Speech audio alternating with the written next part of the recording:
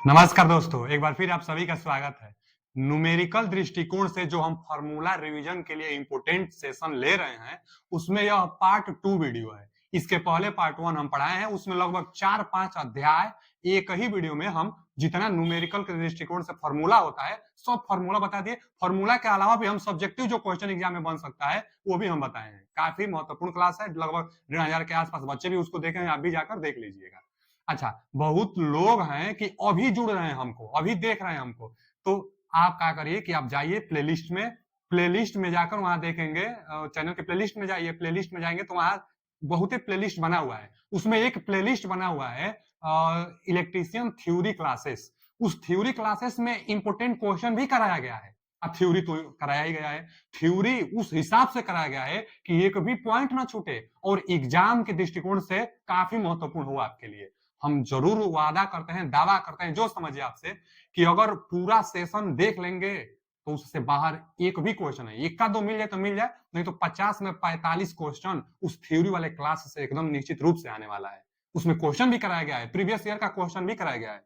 तो जितना आप पढ़ सकते हैं उतना पढ़िए। अब उम्मीद न लगाइए कि ये पढ़ा दीजिए वो पढ़ा दीजिए, सब कुछ पढ़ाए हैं। इल्यूमिनेशन जाकर देखिए, एक ही क्लास में बहुत अच्छा तरीका से पढ़ाया गया वहां पे। डीसी ड्राइव भी बहुत बच्चे बोल रहे थे, डीसी ड्राइव भी पढ़ाया गया है, क्वेश्चन भी कराया गया है। तो बहुत ही कुछ है जो पढ़ाया गया, जाकर वहां देख लीजिएगा।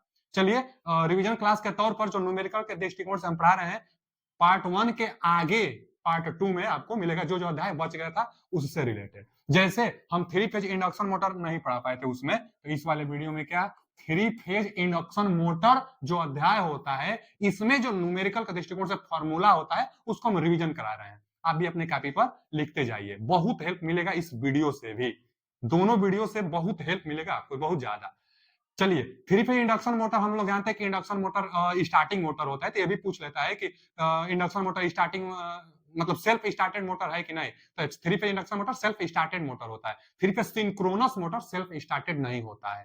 तो इंडक्शन मोटर के बारे में सबसे पहला और इंपोर्टेंट कोई फॉर्मूला है, तो ये फॉर्मूला है NS बराबर 120 A बटा में P। किसी ना किसी शिफ्ट में या तो फॉर्मूला आने वाला है या तो इस पर एक न्यूमेरिकल आने वाला है। वो फ्रीक्वेंसी आपको देगा और पोलो की संख्या देगी, सिंक्रोनस स्पीड पूछेगी। पूछता है क्वेश्चन कि 4 पोल 50 हर्ट्ज के लिए इंडक्शन मोटर का स्पीड बताइए, सिंक्रोनस स्पीड बताइए। तो दे दिया ना, 4 पोल और 50 हर्ट्ज, तो आप निकाल सकते हैं सिंक्रोनस स्पीड कितना आता है। सिंक्रोनस स्पीड का जो मात्रक देते हैं आरपीएम में, आरपीएम का मतलब कि रिवोल्यूशन पर मिनट, रिवोल्यूशन माने एक मिनट में कितना रोटेट कर जा रहा है, तो आरपीएम इसको बोलते हैं कि प्रति मिनट में कितना रिवोल्यूशन कर जा रहा है। तो बहुत इंपॉर्टेंट है, हर सेट में क्वेश्चन इससे देखने को मिलेगा आपको। उसके बाद अगला जो फॉर्मूला निकल कर आता है, स्लिप स्पीड के बारे में पूछता है कि स्लिप स्पीड बताइए, और आपको देगा डाटा, सिंक्रोनस स्पीड देगा, रोटर स्पीड देगा और स्लिप स्पीड पूछेगा। तो स्लिप स्पीड सिंक्रोनस स्पीड से कितना स्लिप कर जा रहा है रोटर का स्पीड, कितना पिछड़ जा रहा है रोटर का स्पीड, वही स्लिप स्पीड कहलाता है। एनएस में से एनएस में से सिंक्रोनस स्पीड में से रोटर का स्पीड घटा देंगे तब। हाँ देखिए ना, एक फॉर्मूला यहीं से ना, और कई बार पूछता है कि रोटर स्पीड, तो ये भी लिख लीजिए, यहां पर जरूर लिखिए अपने कॉपी में। कई बार एग्जाम में आता है कि रोटर का स्पीड बताइए, और सिंक्रोनस स्पीड आपको दिया रहता है, नहीं दिया रहेगा तो इस फॉर्मूले से आप सिंक्रोनस स्पीड निकाल लीजिएगा। अच्छा, तो क्या होगा रोटर स्पीड का फॉर्मूला, एनएस कोष्ट में 1 माइनस एस, यानी स्लिप, एक में से स्लिप को घटाइए, जितना आएगा सिंक्रोनस स्पीड से गुणा कर देंगे तो वही रोटर का स्पीड होगा। 100% इससे भी सवाल देखने को मिलेगा। इंडक्शन मोटर में बहुत ज्यादा फॉर्मूला नहीं है, लेकिन न्यूमेरिकल अगर ज्यादा बनता है तो इंडक्शन मोटर से न्यूमेरिकल ज्यादा बनता है। सिंगल फेज इंडक्शन मोटर में तो फॉर्मूले नहीं है कि न्यूमेरिकल उससे बनाएगा, बस बैकवर्ड फॉरवर्ड दो स्लिप के लिए फॉर्मूला है। मेन फॉर्मूला तो इसी 3 फेज इंडक्शन मोटर में ही है, तो इसी से न्यूमेरिकल ज्यादा देखने को मिलता है। अच्छा जी, इस स्लिप कहां से निकलेगा अगर नहीं दिया रहेगा तो यहां से निकलेगा। स्लिप के लिए फॉर्मूला, ये तो स्लिप स्पीड के लिए है और ये केवल स्लिप के लिए है। स्लिप के लिए फॉर्मूला एनएस माइनस एनआर, वही स्लिप स्पीड जो है एनएस माइनस एनआर, सिंक्रोनस में से रोटर स्पीड घटाइए और बटा में सिंक्रोनस स्पीड से भाग दीजिए तो स्लिप का मान निकल कर आ जाएगा। यही स्लिप वहां रख देंगे, एक से घटाएंगे, सिंक्रोनस स्पीड से गुणा करेंगे तो रोटर का स्पीड निकल कर आ जाएगा। आप जानते होंगे जो इंडक्शन मोटर होता है वह सिंक्रोनस स्पीड से नहीं रोटेट करता है, सिंक्रोनस स्पीड से थोड़ा सा कम पर हमेशा रोटर का स्पीड होता है। सिंक्रोनस स्पीड अगर 500 है तो मतलब सिंक्रोनस स्पीड अगर 1500 है तो 1440 आरपीएम 1460 आरपीएम यही रोटर का स्पीड देखने को मिलता है, माने कम मिलता है स्लिप के कारण। अच्छा, कोई बार पूछ लेता है कि स्टार्टिंग के इंडक्शन मोटर में स्टार्टिंग समय स्लिप का मान कितना होता है, तो 1 होता है। कैसे निकल कर आया? स्टार्टिंग टाइम में स्लिप का मान 1 कैसे होगा? तो स्टार्टिंग में रोटर का स्पीड तो होता नहीं है, जब रोटर का स्पीड नहीं होगा तो 0 होगा। तो एनएस में एनएस बटा में एनएस है, एनएस बटा में एनएस, सिंक्रोनस स्पीड कट जाएगा, स्लिप का मान 1 आ जाएगा। बहुत इंपॉर्टेंट है, बहुत कुछ बनता है, जाकर थ्योरी का क्लास जरूर देखिएगा आप। आगे क्या है अगला टॉपिक कि effect of sleep on different parameter. जो क्वेश्चन बनता है वही सब हम लिए हैं न्यूमेरिकल के दृष्टिकोण से। क्वेश्चन यहां से बनता है कि रोटर की फ्रीक्वेंसी बताइए, जरूर किसी न किसी शिफ्ट में ये भी क्वेश्चन आएगा, निश्चित रूप से आएगा कि रोटर का फ्रीक्वेंसी बताइए। आपको देगा सप्लाई फ्रीक्वेंसी, क्वेश्चन में दिया रहेगा कि 50 हर्ट्ज की आवृत्ति पर, तो सप्लाई फ्रीक्वेंसी दिया रहेगा, स्लिप भी आप निकाल लीजिएगा, नहीं तो स्लिप भी दिया रहेगा, तो स्लिप में फ्रीक्वेंसी से आप गुणा कर देंगे तो रोटर की फ्रीक्वेंसी निकल जाएगी। कई बार सब्जेक्टिव में भी पूछ लेता है कि रोटर का फ्रीक्वेंसी कितना होता है, तो आपको बताना है कि सप्लाई फ्रीक्वेंसी का स्लिप गुना रोटर का फ्रीक्वेंसी होता है। स्लिप निकालने के लिए हम फॉर्मूला बताएं, जितना बार आप लिखेंगे उतना बहुत आसानी से आपको याद होगा, तो आप लिखते रहिए बार बार, slip speed NS minus NR बटा में एनएस। अच्छा, कोई बार पूछ लेता है ना कि स्लिप परसेंट बताइए, परसेंटेज में देता है विकल्प, स्लिप का मान ये नहीं देगा कि 94 90 5 4 1 2 3 4 5, कुछ ऐसे अंक में नहीं देता है, परसेंटेज देता है 1% 2% 3% 4%। स्लिप कमे में होता है, स्लिप स्पीड बहुत कमे आता है, तो स्लिप परसेंटेज में कितना आएगा? कमे में आएगा, 1% 2% 3% 4%। तो स्लिप परसेंटेज अगर कह दिया तो आप 100 से गुणा कर दीजिएगा। अगर कई बार पूछ लेता है बच्चा परसेंटेज में स्लिप का मान बताइए, तो चाहे विकल्प में ऑप्शन रहेगा स्लिप का परसेंटेज में, तो 100 से गुणा कर देंगे तो परसेंटेज में स्लिप आ जाएगा, फॉर्मूला वही रहेगा, 100 से गुणा करके परसेंटेज में बना लीजिएगा। चलिए, फ्रीक्वेंसी निकल कर आ गया, यहां से रोटर का फ्रीक्वेंसी के लिए फॉर्मूला यही ज्यादा पूछता है, लेकिन लिख दिए हैं, कभी कभी पेपर हार्ड बनाना होता है तो पूछ लेगा ना रोटर का ईएमएफ बताइए। जो रोटर इंडक्शन मोटर में जो इंड्यूस ईएमएफ हो रही है, चाहे जो वोल्टेज बन रही है, उस वोल्टेज को बताइए रोटर पर।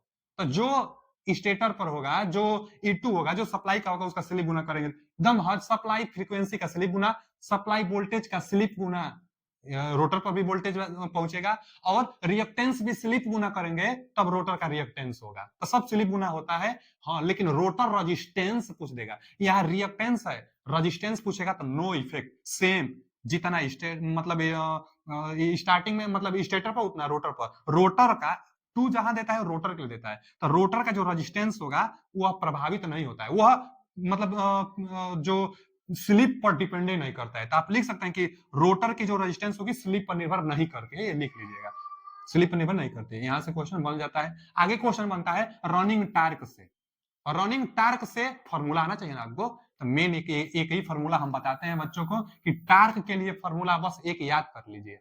आप कुछ भी फॉर्मूला आपसे मतलब कुछ भी क्वेश्चन बनाएगा, न्यूमेरिकल बनाएगा, कुछ भी बनाएगा, इस फॉर्मूले से आप लगा लेंगे, बस फॉर्मूला को याद कर लीजिए। छोटा सा फॉर्मूला है टार्क का, क्या चीज है ये जानते रहिएगा। जैसे एस का है स्लिप है, E2 क्या है तो जो रोटर का वोल्टेज होगा, E2 यहाँ आएगा रोटर के लिए, तो रोटर का वोल्टेज। कई बार पूछता है टार्क का वोल्टेज से किस प्रकार निर्भर करता है, तो वोल्टेज के वर्ग के अनुक्रमानुपाती होता है, जो टार्क होगा वोल्टेज के वर्ग के अनुक्रमानुपाती होता है। अच्छा, और R2 रोटर रेजिस्टेंस पर भी टार्क निर्भर करता है, इसलिए तो स्लिप रिंग इंडक्शन मोटर में रोटर का रेजिस्टेंस हम लोग बढ़ाते हैं तो टार्क बढ़ जाता है।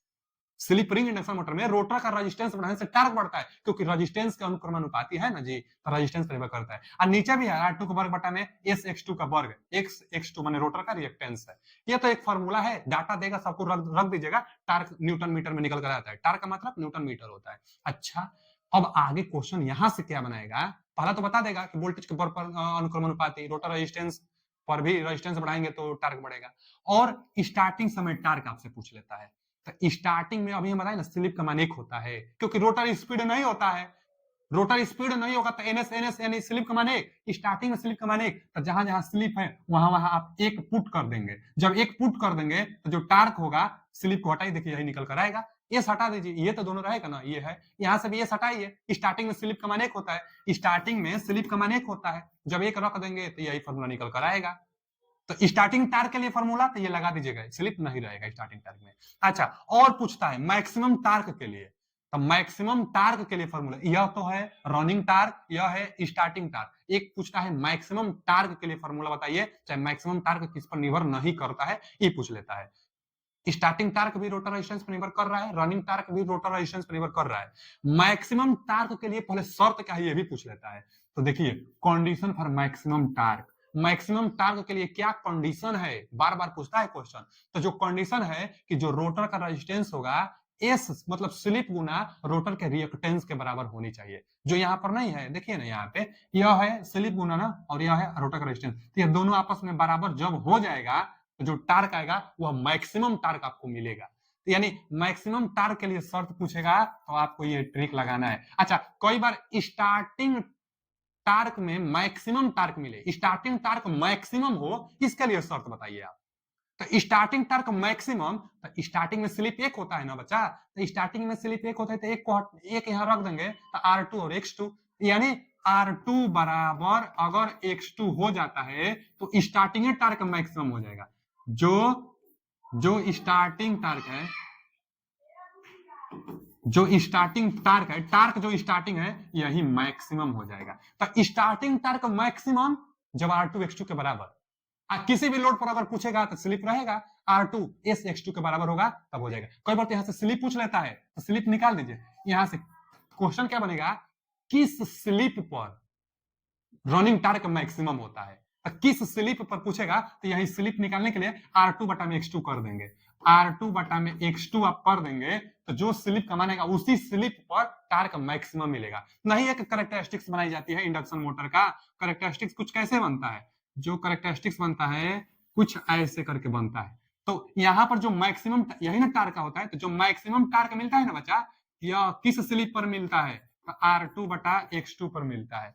R2 बटा X2 पर ही जो स्लिप का मान यहाँ आता है R2 बटा X2 यही मैक्सिमम टार्क के लिए है। यहाँ पर स्लिप का मान 0 होता है, यहाँ पर स्लिप का मान 1 होता है। सब पढ़िए, थ्योरी में सब पढ़ा गया है, हम फार्मूला के दृष्टिकोण से बता रहे हैं तो ये सब पूछता है कि स्लिप पर निकाल लीजिएगा। स्टार्टिंग में R2 X2 के बराबर होता है। हाँ मैक्सिमम टार्क के लिए ये शर्त हम बताए हैं, लेकिन कितना निकल कर आता है मैक्सिमम टार्क जब पुट करेंगे आप यहां पर, यह दोनों जब बराबर हो जाएगा तो देखिए क्या होगा। जब मान लीजिए यह R2 यहाँ पर X S X2 यहाँ भी R2 रख देंगे तो R2 का वर्ग R2 का वर्ग 2R2 का वर्ग, एक R2 से एक R2 कट जाएगा तो क्या निकल कर ओवरऑल आएगा, ओवरऑल आएगा कि ई मतलब जो वोल्टेज था वो उधर फॉर्मूला में वोल्टेज का वर्ग बटा में 2X2 निकल कर आएगा। रोटर रेजिस्टेंस भी हट जाएगा।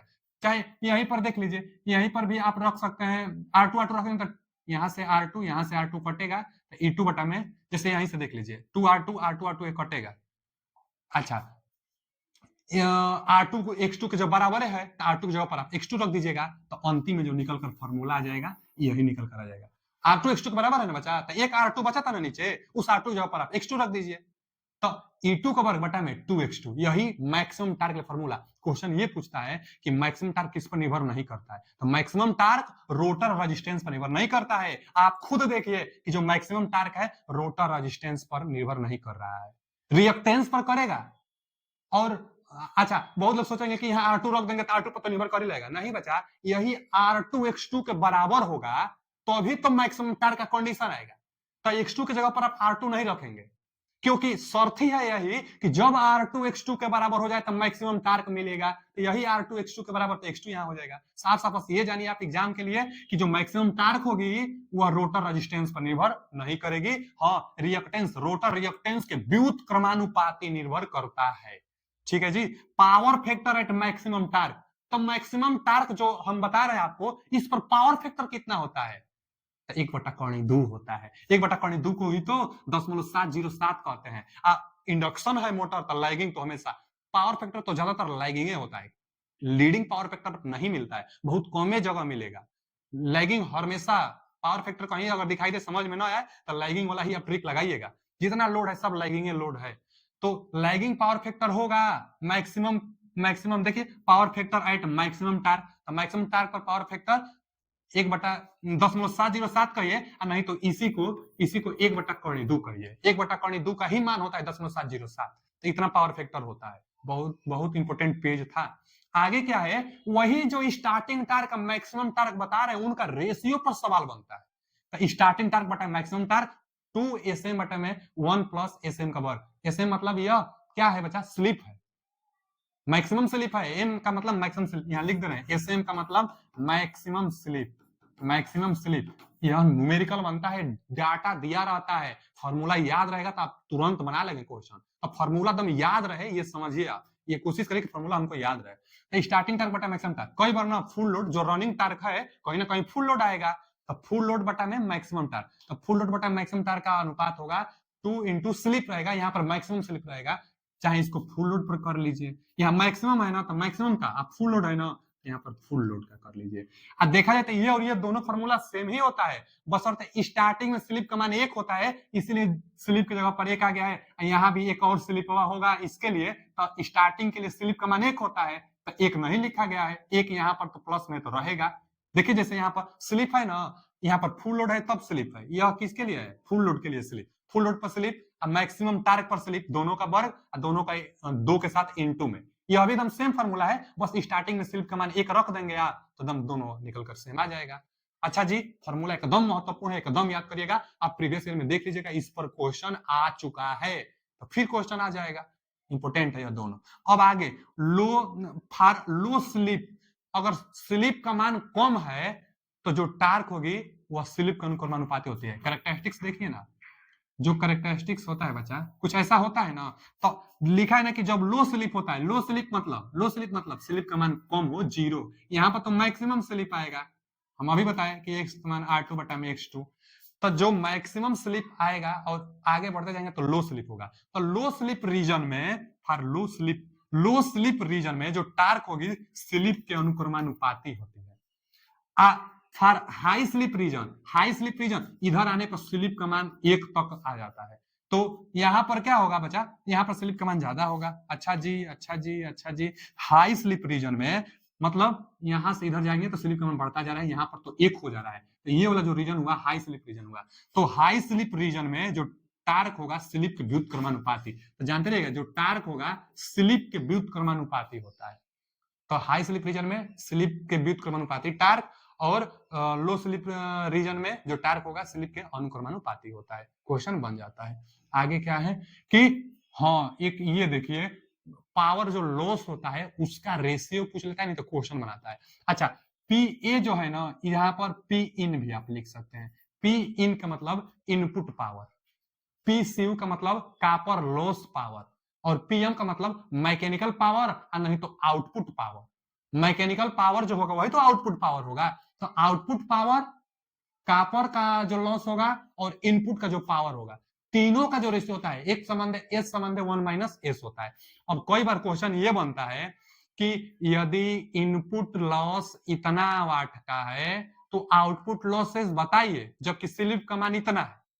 तो देखिए ना क्या पूछा आपको, इनपुट दिया और आउटपुट पूछा आपसे, तो इनपुट जब दिया है तो इनमें रेशियो क्या है ये निकाल लीजिए, इनपुट और आउटपुट की बात किया है, तो आप भी बराबर में स्लिप का यही बात करेंगे, इनपुट के लिए आगे 1 है और यहाँ पर आउटपुट है चाहे मैकेनिकल है, तो मैकेनिकल आउटपुट के लिए लास्ट वाला तो 1 माइनस एस है, इसी में माना भर दीजिएगा निकल जाएगा। स्लिप दिया रहेगा, नो टेंशन, स्लिप जरूर देगा वो, तो स्लिप देगा, एक इनपुट पावर देगा, आपसे आउटपुट पूछ लेगा, नहीं तो आउटपुट इनपुट देगा। कई बार तो इनका वो पूछ लेता है कि जो मैकेनिकल पावर होगी, चाहे जो आउटपुट कहिए चाहे मैकेनिकल पावर कहिए, वह किसके बराबर होता है, तो 1 माइनस स्लिप के गुना के बराबर, यहीं से तीसरा गुणा करिए, तो 1 माइनस एस गुणे पी इनपुट, पी इनपुट मतलब इनपुट पावर में 1 माइनस एस का गुणा करेंगे तो आउटपुट मैकेनिकल पावर निकल कर आएगा।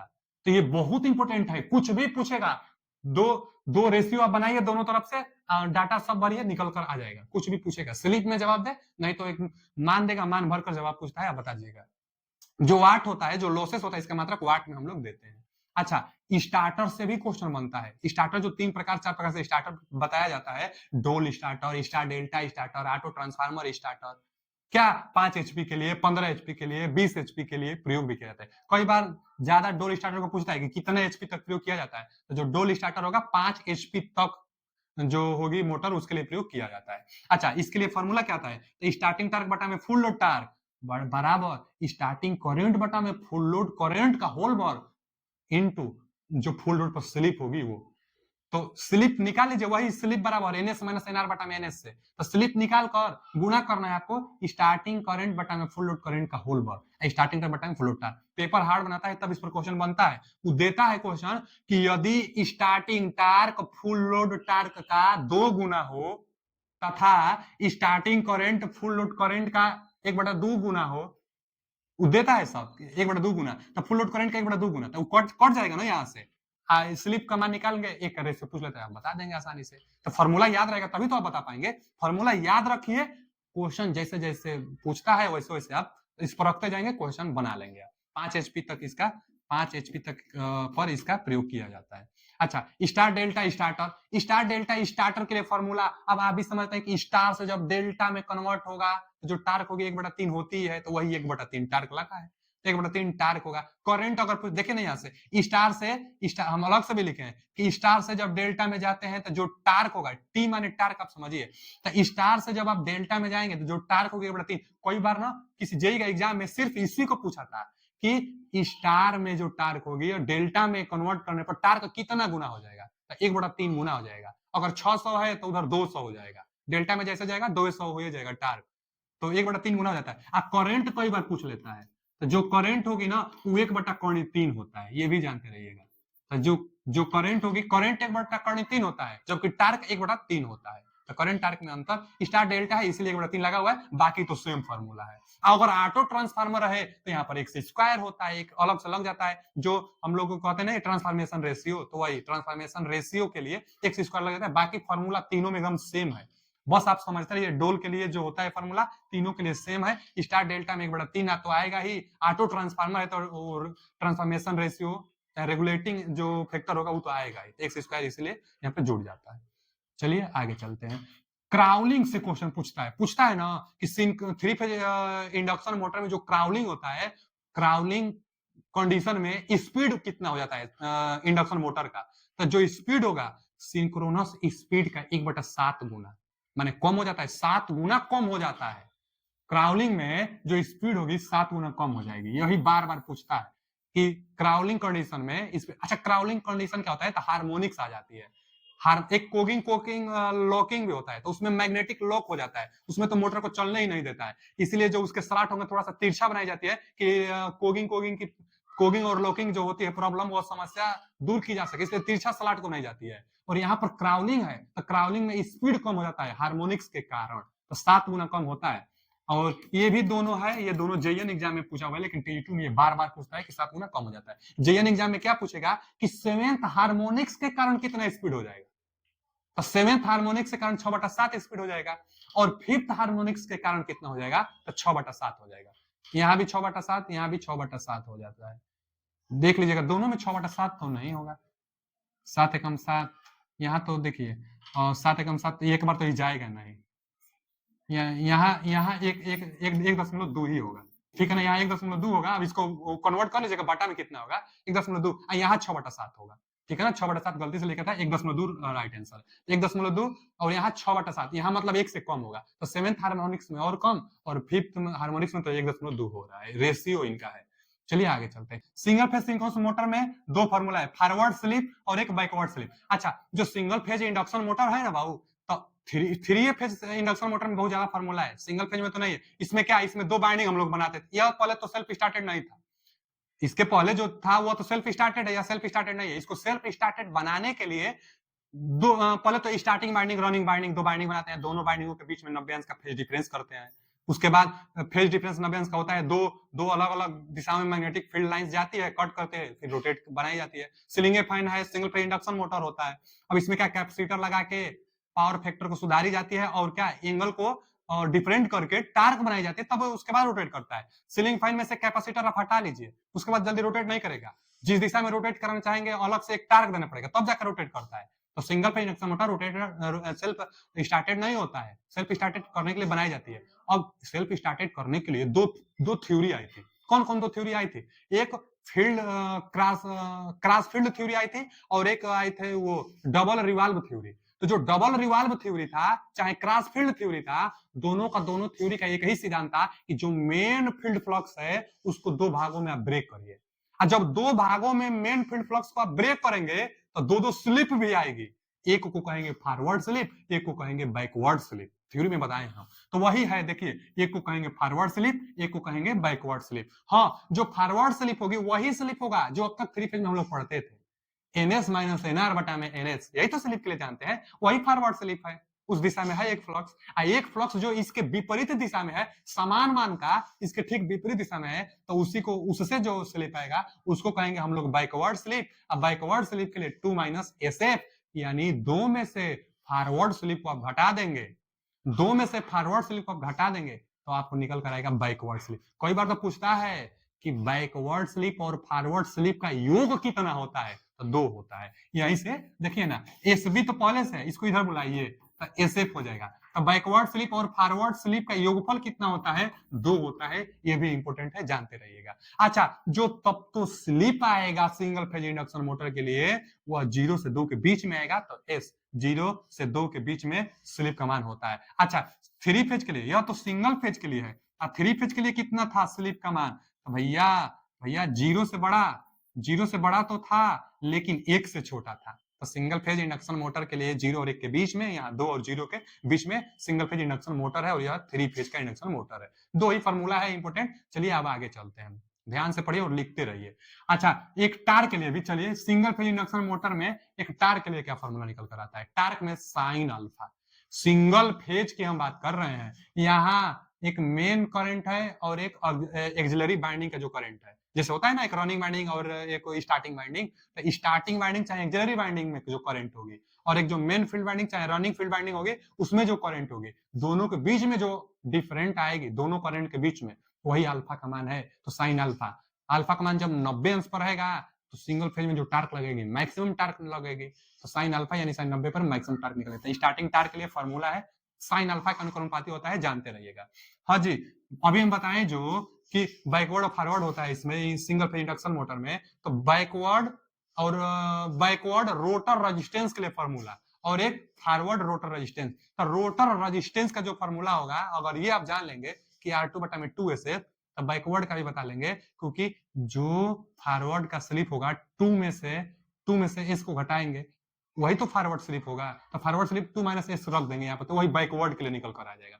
फॉरवर्ड स्लिप की जगह पर 2 माइनस एस रख देने से बैकवर्ड का रेजिस्टेंस, तो रेजिस्टेंस से ज्यादा इंपॉर्टेंट यहाँ पर ये था, साइन अल्फा का अनुक्रमानुपाती टार्क होता है। आगे आइए ट्रांसफार्मर पर। सिंगल फेज इंडक्शन मोटर से थ्योरी टाइप का सवाल ज्यादा पूछता है, और न्यूमेरिकल पूछता है तो 3 फेज इंडक्शन मोटर से ज्यादा पूछता है, इसलिए फॉर्मूला याद रखना जरूरी था। तो single phase induction motor, 3 phase induction motor का। चलिए ट्रांसफार्मर पर आइए। ट्रांसफार्मर भी जो कोर टाइप ट्रांसफार्मर और एक सेल टाइप, बैरी टाइप, 3 प्रकार से ट्रांसफार्मर, तो उसका सब्जेक्टिव बनाएगा। कोर टाइप में कितने योक होगा, कितने लिंब होगा। कोर टाइप में आप जानते होंगे कि 2 होता है, जो आप हमेशा पढ़ते हैं ना, यही कोर टाइप है। कोर रहता है, ट्रांसफार्मर म्यूचुअल इंडक्टेंस के साथ काम करते हैं, सब आप जानते हैं। तो यह कोर टाइप में देखिए कितना लिंब और कितना योक ये पूछता है। तो जो लिंब माने पैर टाइप का, तो जो वर्टिकल होता है इसको हम लोग ना क्या कहते हैं, लिंब कहते हैं। जो हॉरिजॉन्टल होता है इसको हम लोग योक कहते हैं। तो जो यहाँ पर कितना लिंब है, तो 2 लिंब है और 2 योक है। योक कितना है, 2 है, हॉरिजॉन्टली 2 है, और वर्टिकली कितना है बचा, तो वर्टिकली भी 2 है, तो 2 लिंब और 2 योक है। अच्छा, जबकि अगर सेल टाइप में देखेंगे तो जो सेल टाइप होता है, बीच वाला जो होता है ना, इसका क्षेत्रफल इसके अपेक्षा ज्यादा रखी जाती है सेल टाइप में। सेल टाइप जो ट्रांसफार्मर होता है, ठीक है, सेल टाइप ट्रांसफार्मर होता है, तो इस बीच में बाइंडिंग किया जाता है। स्टार्टिंग में लो बाइंडिंग है, उसके ऊपर हाई बाइंडिंग किया जाता है। बीच वाला का जो क्षेत्रफल होता है ये भी ज्यादा होता है। इसमें देखेंगे ना, तो देखिए 1 2 3 तो क्या है, यहाँ पर लिंब है, योक कितना है, 2। तो सेल टाइप में पूछता है क्वेश्चन ये सब, तो 2 योक है और 3 तो लिंब है सेल टाइप में। इनमें थ्योरेटिकल ज्यादा पूछता है। अच्छा, ट्रांसफार्मर में न्यूमेरिकल के दृष्टिकोण से क्या बनता है, तो सबसे पहला MMF, magnetic motive force. MMF के लिए फॉर्मूला एनआई। कई बार तो ये पूछ लेता है ना बच्चा कि टर्न एम्पियर किसका मात्रक है, तो टर्न एम्पियर, एन माने turn, total number of turn है, आई माने धारा है, तो टर्न एम्पियर एमएमएफ का मात्रक होता है, जानते रहिएगा। नहीं तो यहां से पूछ लेगा कि कितना टर्न एम्पियर, चाहे एमएमएफ का मान बताइए, और टर्न और धारा दिया रहेगा तो यहां से निकाल लीजिएगा। फ्लक्स पूछेगा तो एमएमएफ बटा में रिलक्टेंस, रिलक्टेंस को एस से दिखाते हैं। चाहे कई बार तो उल्टा, रिलक्टेंस जो होगी ना एस, रिलक्टेंस को एस से दिखाते हैं, तो एस बराबर एमएमएफ बटा में ये फ्लक्स इसके बटा में फाई। तो ये देखे होंगे आप कि एमएमएफ बटा में फाई, एम्पियर टर्न बटा एम्पियर टर्न बटा में वेबर, एम्पियर टर्न प्रति वेबर किसका मात्रक होता है? तो रिलक्टेंस का मात्रक होता है। रिलक्टेंस के लिए अगर मान पूछेगा तो एमएमएफ बटा में फाई कर दीजिएगा। आगे रिलक्टेंस के लिए एक और फॉर्मूला, एक बटा में म्यू एल बटा में ए, एक बटा म्यू एल बटा में ए। रिलक्टेंस का मात्रक यहां से बताएंगे एम्पियर टर्न प्रति वेबर। अच्छा जी, ई एक आता है ना, ई मतलब, अच्छा ट्रांसफार्मर आप पढ़ेंगे और ई नहीं जानेंगे तो क्या जानेंगे? ई क्या है? इंड्यूस ईएमएफ है। ट्रांसफार्मर म्यूचुअल इंडक्टेंस के सिद्धांत पर जो कार्य करता है। यहाँ पर प्राइमरी बाइंडिंग, यहाँ पर सेकेंडरी बाइंडिंग, इलेक्ट्रिकली तो कनेक्टेड नहीं है। कैसे कनेक्टेड है? मैग्नेटिकली कनेक्टेड है। मैग्नेटिकली कनेक्टेड का मतलब कि प्राइमरी साइड में आप जब धारा देंगे, करंट देंगे, तो यहां से जो फ्लक्स बनेगी वही फ्लक्स सेकेंडरी पर पहुंचेगी। यहां से मैग्नेटिक फ्लक्स कोर की सहायता से सेकेंडरी पर पहुंचेगा। तो मैग्नेटिक फ्लक्स पहुंचा और उसके बाद यहां पर एक ई का मान इंड्यूज होगा। तो जो ईएमएफ इंड्यूज होगा उसी के लिए फॉर्मूला है। हम म्यूचुअली इंडक्टेंस इसलिए कहते हैं कि यहां पर जितना फ्लक्स बढ़ेगा उतना फ्लक्स इसके पास आएगा। तो ये इस पर निर्भर कर रहा है, इसलिए म्यूचुअली इंडक्टेंस कहते हैं हम लोग। अच्छा, यह इलेक्ट्रिकली कनेक्टेड नहीं होता है, इसीलिए पूछता है कि कोर टाइप ट्रांसफार्मर में इलेक्ट्रिकली रेजिस्टेंस कितना होता है ट्रांसफार्मर का दोनों बाइंडिंग के बीच में? तो दोनों बाइंडिंग के बीच में रेजिस्टेंस का मान अनंत, क्योंकि कनेक्शन नहीं है तो रेजिस्टेंस का मान अनंत बताएंगे। अब मैग्नेटिकली कनेक्टेड है तो इसलिए फ्लक्स का मान आप न्यूनतम बताएंगे, चाहेंगे कि फ्लक्स ज्यादा ज्यादा यहाँ पर पहुंच जाए। अच्छा, जो इंड्यूस ईएमएफ होगी इसके लिए फॉर्मूला क्या है? तो फैराडे साहब नियम दिए थे ना कि फ्लक्स परिवर्तन की दर प्रेरित विद्युत वाहक बल के बराबर होती है। यानी जो ईएमएफ इंड्यूस हो रही है वोल्टेज में जो उत्पन्न होगा, तो फ्लक्स परिवर्तन की दर, जितना फ्लक्स में परिवर्तन होगा उतना ईएमएफ उत्पन्न होगा। एन क्या है? तो टोटल कितना यहाँ पर टर्न है, तो जितना टर्न ज्यादा उतना ही ईएमएफ ज्यादा उत्पन्न होगी। अच्छा, इस फार्मूले में माइनस क्यों आता है? जो माइनस होता है बच्चा, ये माइनस लेंज के नियम को बताता है। लेंज के नियम को पूछता है कि फैराड मतलब जो यह माइनस होता है, चाहे इंड्यूस ईएमएफ होता है, किसका विरोध करता है? तो जिससे उत्पन्न होता है, जैसे इसमें जो फ्लक्स में परिवर्तन होगा उसी से उत्पन्न होगा, तो जिससे उत्पन्न होगा उसी का विरोध करेगा, इसी के लिए माइनस चिन्ह लगाई जाती है। या लेंज साहब बताए थे कि जिससे उत्पन्न होता है ईएमएफ उसी का विरोध करता है, तो लेंज के कारण माइनस लगता है यहाँ पे। अच्छा, आगे इंड्यूस जो ईएमएफ होगा वह कितना होगा? तो इतना निकल कर आता है, कर्णिदु पाई एफ फाई और एन1, यही है इंड्यूस ईएमएफ। अच्छा, जो प्राइमरी बाइंडिंग है वहां पे इंड्यूस होता है क्या? हाँ, प्राइमरी बाइंडिंग और सेकेंडरी बाइंडिंग में वहां दोनों जगह वोल्टेज इंड्यूस होता है। अब टर्न पर निर्भर करेगा, जिसके पास टर्न ज्यादा रहेगा उसका वोल्टेज ज्यादा उत्पन्न होगा, टर्न पर निर्भर करेगा। अच्छा, तो यहाँ पर एक और बात देखिए कि कर्णिदु और पाई, तो कर्णिदु पाई का कोई जगह कोई बार ना क्या करता है कि इसका मान देता है। कर्णिदु का मान आप जानते हैं ना 1.414, पाई का भी मान, पाई का मान आप जानते हैं कितना? पाई का मान 3.14। तो जब 3.14 में कर्णिदु का 1.414 से गुणा आप करेंगे तो निकल कर आता है 4.44 के आसपास। और उसके बाद एफ फाई और एन1, तो ये ऑप्शन देगा नहीं तो ये ऑप्शन देगा। ट्रांसफार्मर में इंड्यूस ईएमएफ के लिए फॉर्मूला 4.44 एफ फाई एन होता है, और नहीं तो कर्णिदु पाई एफ फाई एन होता है। दोनों के लिए लगभग सेम फॉर्मूला है, बस टर्न पर निर्भर करेगा कि इसका मान कितना उत्पन्न होगा। अच्छा जी, एक बार और, ये कांस्टेंट जो आप फ्रीक्वेंसी देंगे वो कांस्टेंटे देंगे दोनों में, फ्लक्स जो होगा दोनों में लगभग फ्लक्स कांस्टेंटे होता है। तो देखा जाता है इतना सब कुछ तो कांस्टेंट है, इसको बाटा में अगर कर देंगे N1 E1 बटा में N1 E2 बटा में N2, तो आरएचएस साइड तो बराबर आएगा।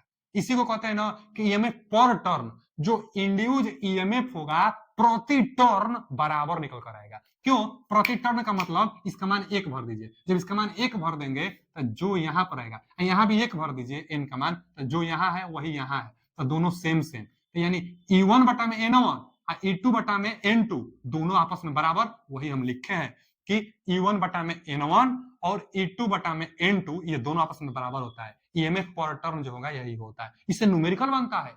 कई बार देता है यदि प्राइमरी में टर्न की संख्या इतना हो और प्राइमरी में इंड्यूस ईएमएफ इतना वोल्ट हो, तो सेकेंडरी में कितना टर्न किया जाए कि उत्पन्न होने वाली वोल्टेज इतना वोल्ट हो जाए, तो टर्न का मान पूछेगा, यहां से निकाल लेंगे। मैंने 3 ठो देता है, 1 ठो पूछ लेते हैं आपको। कई बार इसी को ना लोग ऐसे भी लिखते हैं कि E1 के बटा में E2 कर देते हैं, E1 के बटा में E2 कर देते हैं, और यहाँ N1 को यहाँ भेज देंगे तो N1 के बटा में N2। कई बार इसको उलाट कर लोग बताते हैं कि E2 बटा में E1 बराबर N2 बटा में N1।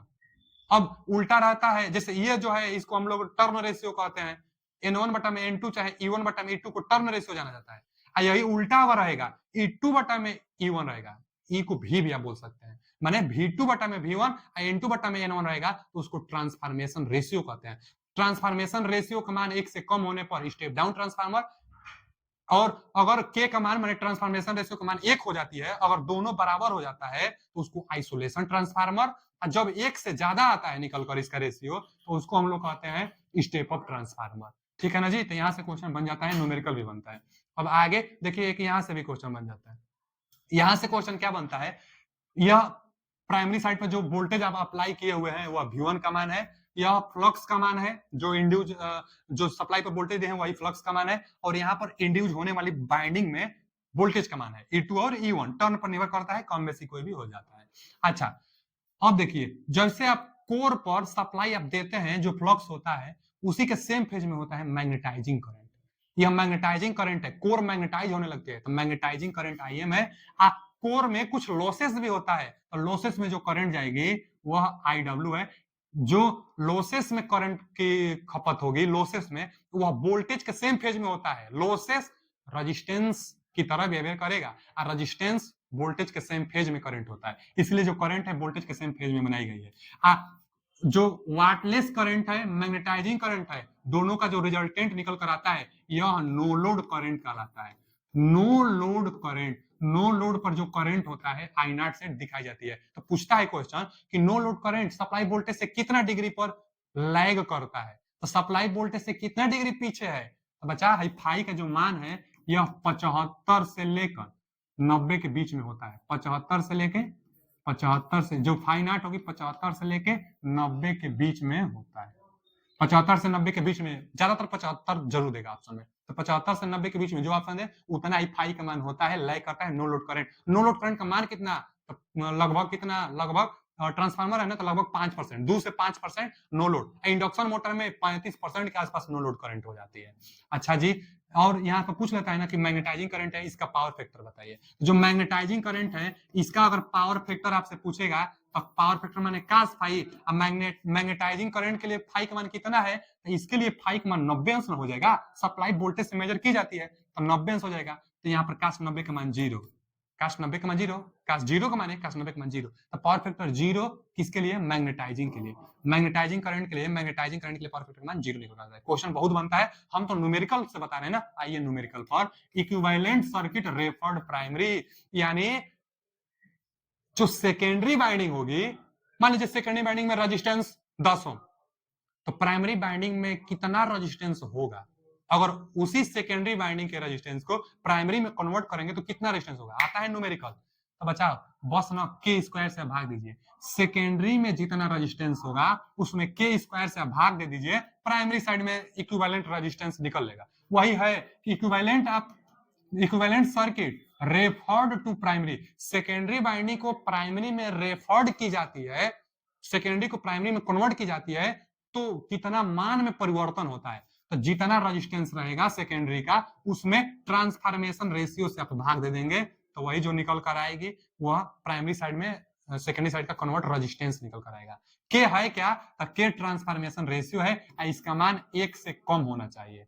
के का मान 1 से कम, के निकालने के लिए क्या फॉर्मूला है, हम बताए थे ना आपको कि अच्छा के का मान 1 से कम कैसे आएगा, हाई वोल्टेज को ऊपर रखिएगा, लो वोल्टेज को नीचे, लो वोल्टेज को ऊपर ना तभी ना 1 से कम आएगा, लो वोल्टेज को ऊपर रखिएगा, हाई वोल्टेज को नीचे रखेंगे, हाई वोल्टेज से लो भाग देंगे तो के का मान 1 से कम आ जाएगा। वही V2 बटा में V1 वाला के ट्रांसफॉर्मेशन रेशियो 1 से कम। वोल्टेज निकालने के लिए बस के से भाग देना है, के स्क्वायर से भाग देंगे तो रेजिस्टेंस निकलेगा प्राइमरी साइड का, और रिएक्टेंस रेजिस्टेंस रिएक्टेंस एकदम सेम बिहेवियर करता है, इसीलिए इसमें भी के स्क्वायर से पूछता है, सबसे ज्यादा इसको पूछता है।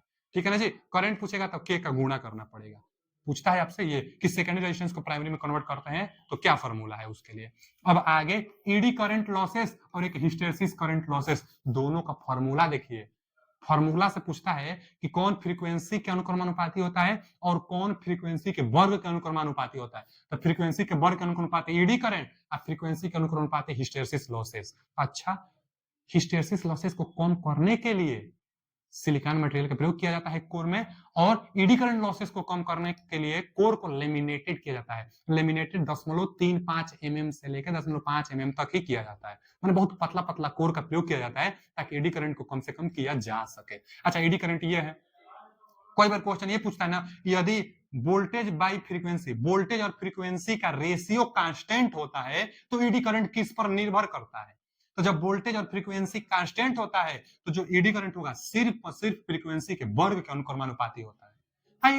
हिस्टैरिसीस करंट किस पर, हिस्टैरिसीस लॉसेस किस पर निर्भर करेगा? जब भी भाई ये कांस्टेंट रहेगा तो हिस्टैरिसीस लॉसेस सिर्फ फ्रीक्वेंसी पर निर्भर करेगा, और यहाँ फ्रीक्वेंसी के वर्ग पर निर्भर करेगा ईडी करंट लॉसेस। हाँ जी, समझ गए, जब कांस्टेंट रहेगा तो इस पर निर्भर करेगा, और जब भी बाई एफ कांस्टेंट नहीं रहेगा, नॉट कांस्टेंट पर जब होगा भी बाई एफ, तब वोल्टेज के वर्ग पर निर्भर करेगा और हिस्टैरिसीस वोल्टेज फ्रीक्वेंसी दोनों पर निर्भर करेगा। कितना करेगा डाटा याद नहीं रखना है, किस पर निर्भर करेगा ये एक बार दिमाग में बैठा लीजिए कि आएगा तो आप लगा देंगे। तो वोल्टेज फ्रीक्वेंसी दोनों पर हिस्टैरिसीस लॉसेस, केवल वोल्टेज पर निर्भर करता है ईडी करंट लॉसेस। कब? जब भी वही कांस्टेंट ना हो तब, जब कांस्टेंट होता है तो आप देख लीजिए किस पर निर्भर कर रहा है। क्वेश्चन यहां से बनता है। अगले क्वेश्चन क्या है? Efficiency of transformer. हाँ जी, ट्रांसफार्मर के लिए इफिशियंसी का फार्मूला VI का, यह आउटपुट पावर है। तो कई बार देता है आउटपुट बटा में आउटपुट प्लस लॉसेस, है दोनों लॉसेस ना हो, है आयरन लॉस और कॉपर लॉस ना हो बचा, ये दोनों लॉसेस है जी। आयरन लॉस, कॉपर लॉस, तो दोनों लॉसेस, यानी इसको हम लोग केवल लॉसेस कह सकते हैं। तो लॉसेस प्लस आउटपुट दोनों मिलाकर इनपुट कहलाएगा। आउटपुट बटा में इनपुट, इफिशियंसी निकालने के लिए फॉर्मूला आउटपुट बटा में इनपुट। इनपुट दो चीजों से मिलकर बना होता है, इनपुट एक लॉसेस होगा और एक जो आउटपुट दे रहा है, तो यह आउटपुट और लॉसेस यहां से देख लीजिएगा। अच्छा, condition for maximum efficiency, transformer जो कि मैक्सिमम इफिशियंसी पर जाने के लिए क्या शर्त देगी? तो ये बचा, ट्रांसफार्मर को मैक्सिमम इफिशियंसी पर जाने के लिए जो कॉपर लॉस होता है, कॉपर लॉस को वेरिएबल लॉसेस कहते हैं, तो जो कॉपर लॉस होता है, जो वेरिएबल लॉसेस होता है, आयरन लॉस के बराबर होनी चाहिए। क्यों? क्योंकि आयरन लॉस एक कांस्टेंट लॉसेस होता है। तो देखिए ना, वही लिखे हैं, पीआई मतलब आयरन लॉस, तो आप कॉपर लॉस PCU, तो जो कॉपर लॉस है, जो वेरिएबल लॉसेस है, यह कांस्टेंट लॉस मतलब आयरन लॉस के बराबर होनी चाहिए। जब कॉपर लॉस आयरन लॉस के बराबर हो जाएगी तो ट्रांसफार्मर की जो इफिशियंसी होगी मैक्सिमम इफिशियंसी होगी। ठीक है ना जी, मैक्सिमम इफिशियंसी के लिए शर्त है। कई बार पूछ लेता है कि किस लोड पर इफिशियंसी मैक्सिमम होगा, कई बार पूछ लेता है कि किस लोड पर जो इफिशियंसी निकल कर आएगी मैक्सिमम, तो यहां से आयरन लॉस बटा में कॉपर लॉस रूट में निकाल देंगे, जितना मान आएगा उतना ही लोड पर जो ट्रांसफार्मर होगी मैक्सिमम इफिशियंसी होगी। समझ रहे हैं आप? तो देता है मान, आयरन लॉस भी देता है, कॉपर लॉस भी देता है, दो आयरन लॉस बटा में कॉपर लॉस करिए रूट में, जितना एम का मान निकल कर आएगा उतना ही लोड पर इफिशियंसी मैक्सिमम हो जाएगा। अच्छा जी, एक फॉर्मूला बार बार पूछता है, इस पर सवाल पूछता है, क्या है? तो फुल लोड पर या एम मतलब एनी लोड ना, एनी लोड पर कॉपर लॉस, किसी भी लोड पर अगर आपको कॉपर लॉस निकालना है तो जिस लोड पर पूछा है उस लोड का वर्ग करिए और गुणे फुल लोड पर कॉपर लॉस देगा। जैसे एक क्वेश्चन यही है कि यदि किसी ट्रांसफार्मर का फुल लोड पर कॉपर लॉसेस 1600 वाट है, फुल लोड पर कॉपर लॉस 1600 वाट है। ध्यान से सुनिए हम क्या बता रहे हैं, फुल लोड पर कॉपर लॉस 1600 वाट है, तो आप बताइए 75% लोड पर कॉपर लॉस कितना होगा? 75% लोड पर पूछ सकता है, 50% लोड पर, 25% लोड पर, कितना भी लोड पर पूछे उसको आप रेशियो में कन्वर्ट करिए। एम को ही कहते हैं जिस लोड पर पूछ रहा है उसको। तो जैसे मान लीजिए हम अभी बोले कि 75% लोड पर कितना होगा, अब 75% को हम लोग 3/4 लिखते हैं। कैसे निकला? तो देखिए, जो 75% होगा ना, 75%, इसको 75 बटा में 100 करेंगे, अब 25 से कटा दीजिए, 25 या 75, 25 चौका 100, यानी 75% का मतलब 3/4। पूछ रहा है आपसे 75% पर कितना कॉपर लॉस हो जाएगा, चाहे 3/4 पर कितना कॉपर लॉस हो जाएगा, तो यही फॉर्मूला काम करेगा। फुल लोड पर जब कॉपर लॉस देगा, जिस लोड पर पूछेगा रख दीजिएगा, निकल कर आ जाएगा कॉपर लॉस। तो पूछा है कि 3/4, तो इसका वर्ग करना है, तो यानी 9/4 वर्ग 9/16 वर्ग करना है ना, तो 9/16 और गुण यहाँ पर है copper loss, copper loss full load पर ही होना चाहिए, दिया है फुल लोड पर कॉपर लॉस 1600 वाट, तो 1600 वाट रख देंगे। अब देखिए ना 16 से 16 कट जाएगा, यहाँ से 900 वाट, 900 वाट आ जाएगा। 75% लोड पर कॉपर लॉस कितना निकल कर आ जाएगा, तो जो कॉपर लॉस निकल कर आएगा 900 वाट निकल कर आएगा। बता रहे थे मेन यही फॉर्मूला है, इस फॉर्मूला को आप जानते रहिएगा। चलिए आगे चलते हैं। आगे वोल्टेज रेगुलेशन बार बार पूछता है। जो वोल्टेज रेगुलेशन होता है एक तो बहुत बहुत इंपॉर्टेंट फॉर्मूला है, छोटकू सा न्यूमेरिकल बनता है इस पर कि नो लोड पर वोल्टेज इतना है, फुल लोड पर वोल्टेज इतना है, तो वोल्टेज रेगुलेशन बताइए।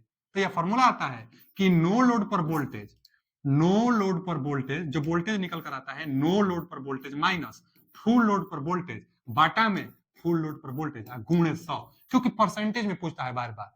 जो जवाब देता है ना विकल्प में परसेंटेज में देता है वोल्टेज रेगुलेशन, तो यह फॉर्मूला है नो लोड पर वोल्टेज माइनस फुल लोड पर वोल्टेज बटा में फुल लोड पर वोल्टेज गुणे 100 से गुणा करिए। वो देगा क्वेश्चन में कि फुल लोड पर इतना वोल्टेज है, नो लोड पर इतना वोल्टेज है, तो वोल्टेज रेगुलेशन आप बताइए। एक तो ये फॉर्मूला और एक ये फॉर्मूला है।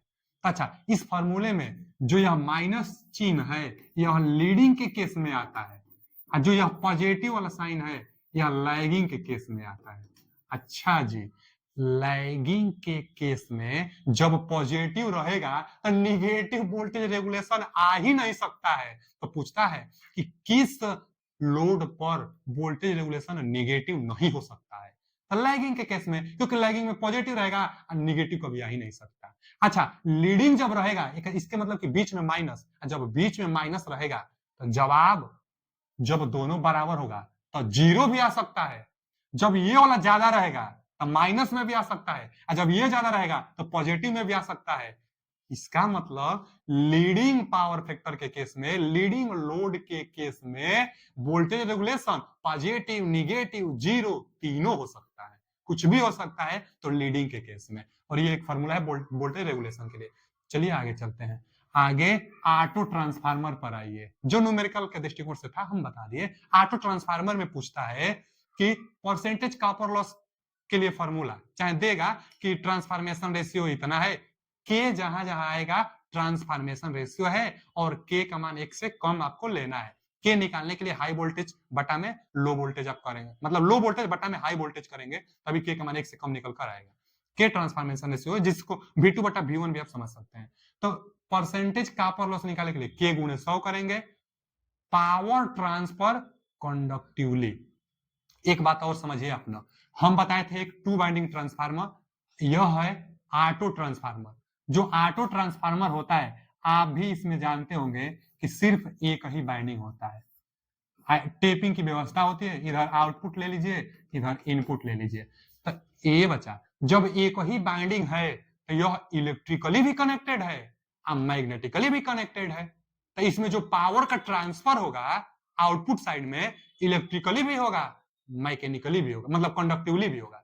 तो जो इलेक्ट्रिकली पावर होगी ट्रांसफर, वही पूछा है कि पावर ट्रांसफर कंडक्टिवली, मतलब वही इलेक्ट्रिकली, कंडक्टिव मतलब इलेक्ट्रिकली, तो इलेक्ट्रिकली जो पावर ट्रांसफर होगी कंडक्टिवली जो पावर ट्रांसफर होगी उसके लिए फॉर्मूला के गुणे लोड पावर चाहे इनपुट पावर जो होगी, और बटा में पावर ट्रांसफर इंडक्टिवली, इंडक्टिवली का मतलब जो मैग्नेटिक गुण के कारण है, जो इलेक्ट्रिक गुण के कारण है ये, जो मैग्नेटिक गुण के कारण है, जो फ्लक्स के कारण ट्रांसफर हो रही है, तो ये 1 माइनस के गुणे लोड पावर चाहे इनपुट पावर।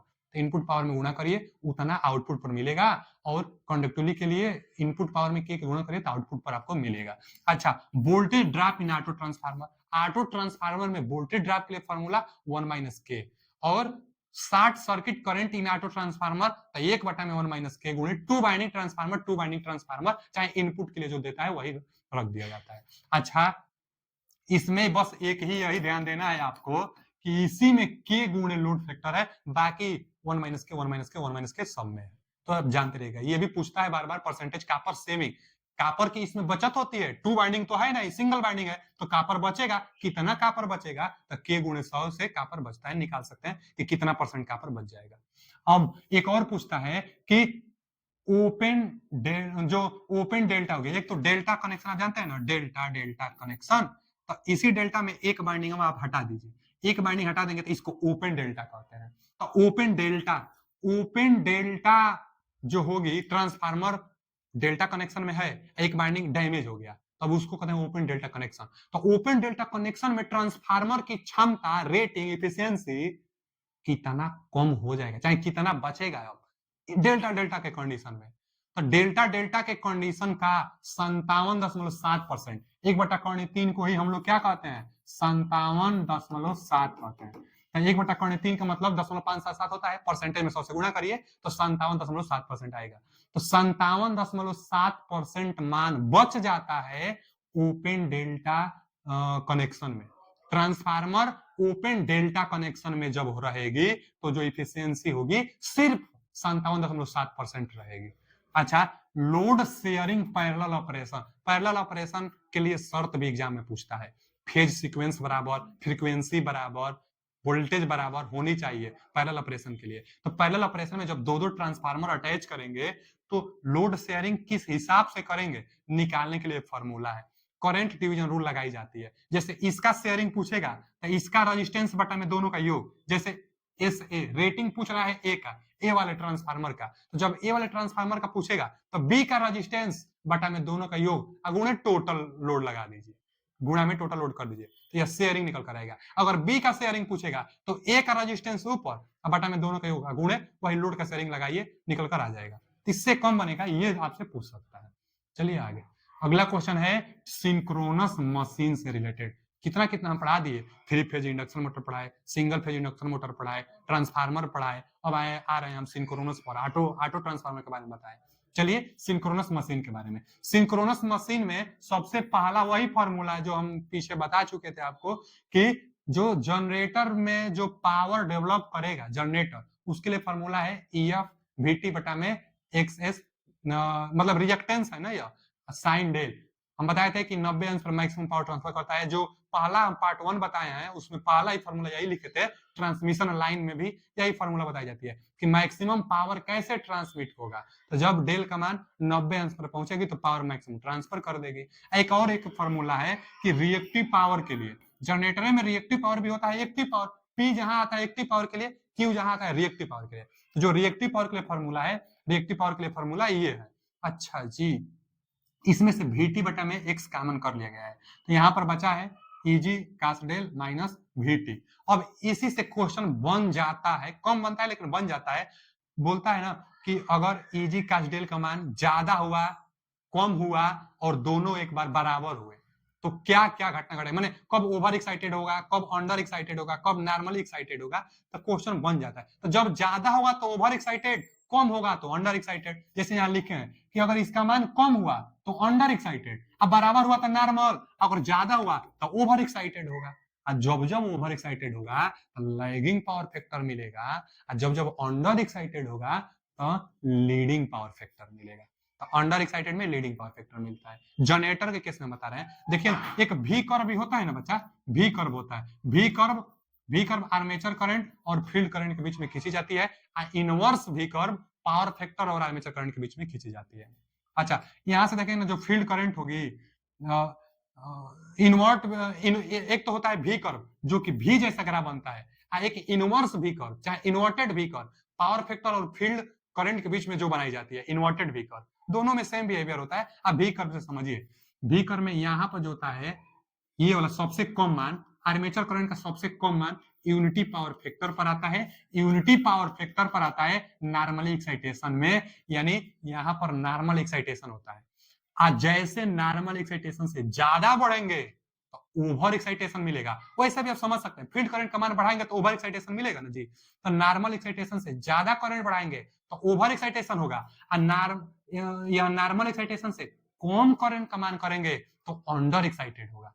तो अंडर एक्साइटेड ये है। अब देखिए अंडर एक्साइटेड, जब ओवर एक्साइटेशन होगा, आप ध्यान से समझिएगा, जब ओवर एक्साइटेशन होगा तो डीमैग्नेटाइज निकल कर आता है, आर्मेचर रिएक्शन, इसमें आर्मेचर रिएक्शन भी होता है। तो ओवर एक्साइटेड पर जब बहुत ज्यादा ओवर एक्साइटेशन बढ़ा देंगे, करंट का मान ज्यादा कर देंगे तो ओवर एक्साइटेशन, तो यहां पर बचा हम बताएं अभी कि ओवर एक्साइटेशन पर यहां पर क्या निकल करता है, डीमैग्नेटाइज।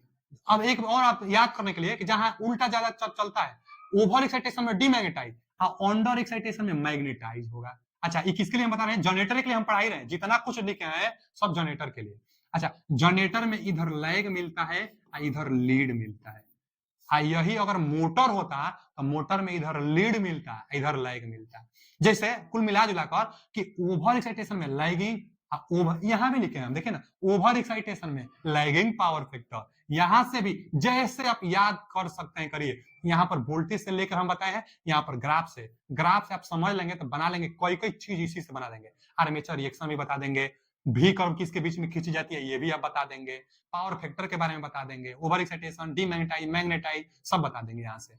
जैसे आगे बढ़ेंगे आप तो ओवर एक्साइटेशन, ओवर एक्साइटेशन में demagnetise, demagnetise lagging power factor पर होगा, यहां पर तो नॉर्मल एक्साइटेशन है, यूनिटी पावर फैक्टर है। जैसे अंडर पर आएंगे, नीचे आएंगे, कम करेंगे फील्ड करंट का मान, तो अंडर एक्साइटेशन में मैग्नेटाइजिंग आर्मेचर रिएक्शन होता है, यहां पर डीमैग्नेटाइज, यहां पर मैग्नेटाइज अंडर एक्साइटेशन में होगा और लीडिंग पावर फैक्टर पर होता है, और यहां पर क्रॉस मैग्नेटाइज आता है निकलकर, तो आप जानते रहिएगा। हाँ, एक आता है ना शॉर्ट सर्किट रेशियो, पूछ लेता है आपसे, शॉर्ट सर्किट रेशियो किस पर निर्भर करता है, तो रिएक्टेंस के व्युत्क्रमानुपाती होता है, शॉर्ट सर्किट रेशियो रिएक्टेंस के व्युत्क्रमानुपाती होता है। यही अगर मोटर होता तो सेम उल्टा आपको बताना है।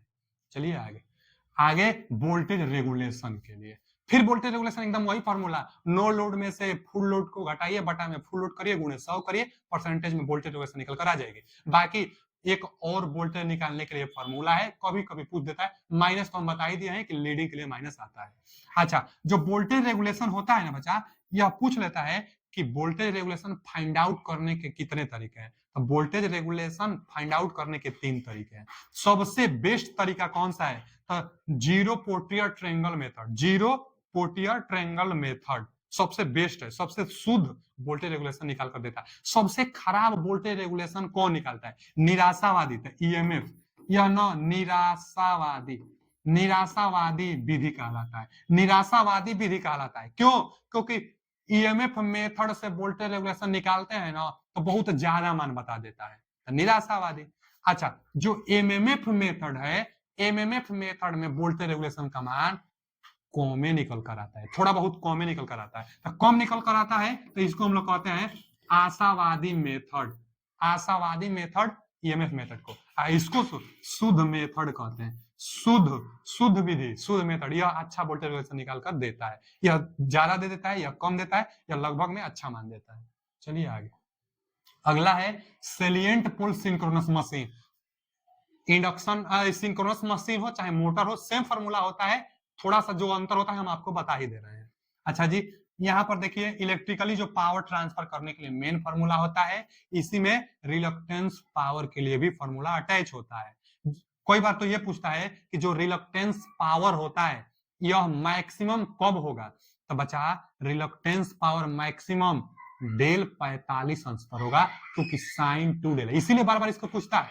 बार बार पूछने का रीजन यही है कि हर जगह साइन डेल रहता है, हर जगह देखेंगे ना तो साइन डेल रहेगा, यहाँ भी साइन डेल है ना, जैसे यहाँ भी साइन डेल है, इसके पहले देखेंगे तो यहाँ भी साइन डेल था, अभी जो हम पहला फॉर्मूला बताए थे आपको, पहला फॉर्मूला जो बताए थे, देखिए यहाँ भी साइन डेल है, तब साइन 90 अंश पर maximum power active power deliver करता है, 90 अंश पर मैक्सिमम एक्टिव पावर डिलीवर करता है। यहाँ पर आप देखेंगे रिलक्टेंस जो पावर होगी, जो रिलक्टेंस पावर होगी यह 45 अंश पर, क्योंकि साइन 2 डेल है, लिख लीजिए कि डेल का मान 45 अंश होने पर मैक्सिमम रिलक्टेंस पावर ट्रांसफर करेगा, यहाँ तो एक्टिव पावर तो 90 अंश पर करेगा ही। हाँ, यह है ना क्वाड्रेचर एक्सिस पर रिएक्टेंस का मान, और यह डायरेक्ट एक्सिस पर रिएक्टेंस का मान, तो दोनों में बड़ा कौन है ये पूछता है, तो जो डायरेक्ट एक्सिस पर रिएक्टेंस का मान होगा क्वाड्रेचर एक्सिस पर रिएक्टेंस का मान से ज्यादा होगा, बस यही पूछ सकता है, तो पूछेगा आपसे कि कौन ज्यादा होगा, बाकी रिलक्टेंस पावर कितना अंश पर ज्यादा देगा तो 45 अंश पर ज्यादा देगा, थ्योरी यही बस पूछ सकता है, न्यूमेरिकल इस पर नहीं बनेगा आपसे।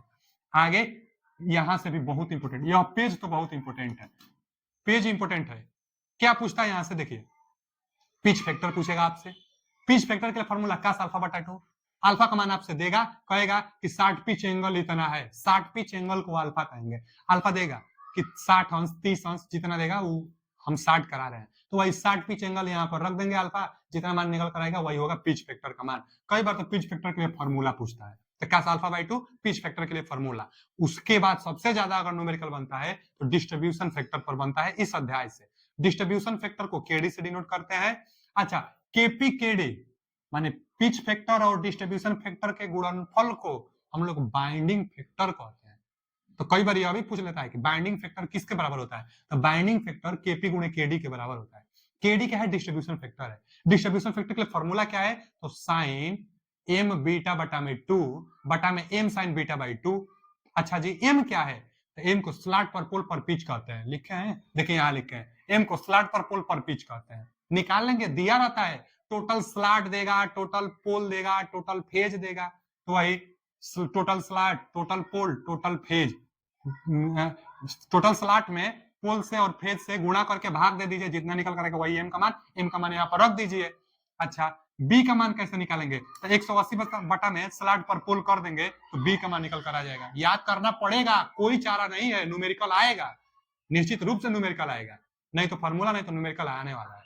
तो याद तो करना पड़ेगा, बीटा बराबर 180 बटा में स्लॉट पर पोल, स्लॉट देगा पोल देगा आपको, तो यहाँ से बीटा निकाल लेंगे, यहाँ से एम का मान निकाल लेंगे, यहाँ रख देंगे, केडी का मान निकल कर आ जाएगा, डिस्ट्रीब्यूशन फैक्टर। अगर बाय द वे हल करने पर साइन 15 आ जाता है, तो साइन 15 का मान दिया रहता है, वहां से आप रख लीजिएगा, क्या दिक्कत है, क्वेश्चन दिया रहा है, कैलकुलेटर एग्जाम में नहीं ले जाना है, वो ऐसा मान देगा, अगर ज्यादा जटिल मान आएगी तो वो आपको क्वेश्चन में ही डाटा दिया रहता है, वहां से आप पुट कर सकते हैं, नहीं तो साइन 30, साइन 60, साइन 45, साइन 90, ये सब तो मान याद होना चाहिए आपको। तो एम बीटा निकालिए, यहाँ पर मान रख लीजिए, निकल जाएगा। और एक पूछता है स्टेप एंगल के बारे में, स्टेप एंगल स्टेपर मोटर में निकल कर आती है, जो स्टेपर मोटर होता है कितना स्टेप पर रोटेट कर रही है, तो वही अल्फा है। अल्फा निकालने के 180 बटा में एम गुणे एनआर कहिए, और नहीं तो एक और फॉर्मूला है एनएस माइनस एनआर बटा में एनएस इंटू एनआर गुणे 360, गुणे 360 भी आपको करना है। अच्छा, जब गुणे 360 कर देंगे यहाँ से, आखिर इसको क्या कहेंगे, क्या नाम है, क्या देगा, तो स्टेटर में दांतों की संख्या है, स्पीड नहीं है, हर जगह एन जहां जहां आएगा स्पीड समझना है, लेकिन जब स्टेप एंगल की बात आएगी तो यहाँ पर तीथ समझना है, दांतों की संख्या समझना है। तो स्टेटर में दांतों की संख्या, रोटर में दांतों की संख्या का अंतर बटा में स्टेटर पर दांतों की संख्या, रोटर पर दांतों की संख्या का गुणनफल गुणे 360 कर दीजिए, स्टेप एंगल निकल कर आ जाएगा। चाहे 180 बटा में रोटर पर दांतों की संख्या कर देंगे, निकल कर आ जाएगा। एम को क्या कहते हैं, तो स्टेटर फेज कहते हैं, तो स्टेटर फेज स्टेक पॉइंट देगा आपको, तो स्टेटर फेज यहाँ पर रख दीजिए, निकल कर आ जाएगा। चलिए, सेशन कैसा लगा कमेंट करके जरूर बताइए, देखते हैं कुछ और अगर आपके लिए बेहतर किया जा सकता है तो हम वीडियो लाएंगे। बाकी अगर आपको जितना कुछ पढ़ना है, हमसे उम्मीद अब मत रखिए, जितना कुछ पढ़ाना है हम पढ़ा चुके हैं, विश्वास करके सब पढ़ डालिए। आप प्लेलिस्ट में जाइए, इलेक्ट्रिशियन थ्योरी नाम से एक प्लेलिस्ट बना हुआ है, उसमें क्वेश्चन भी कराए हैं, थ्योरी भी पढ़ाए हैं, एक बार एकदम विश्वास मान के पढ़ लीजिए, पूरा पढ़ लीजिए, आराम से पढ़िएगा, पूरा पढ़ लीजिए नोट बनाते हुए। अगर उससे क्वेश्चन नहीं बनता है तो फिर आप हमसे कहिएगा कि क्वेश्चन उससे नहीं बना है, टेलीग्राम चैनल बना हुआ है, उससे ज्वाइन हो जाइएगा, वहां पर हम क्वेश्चन भी आपके लिए बना बना कर डालते रहते हैं, जो सूचना देना होता है वहां पर सूचना भी हम देते हैं। फेसबुक का भी लिंक लगा हुआ है, उससे ज्वाइन हो जाइए, प्रैक्टिकली चीज नॉलेज वहां पर आपको देखने को मिलेगा, ताकि कहीं भी आप अगर जाएंगे आप काम करने तो नॉलेज आपको पहले से रहेगा। मिलते हैं अगले वीडियो में, आप पढ़ाई करते रहिए, all the best, thank you.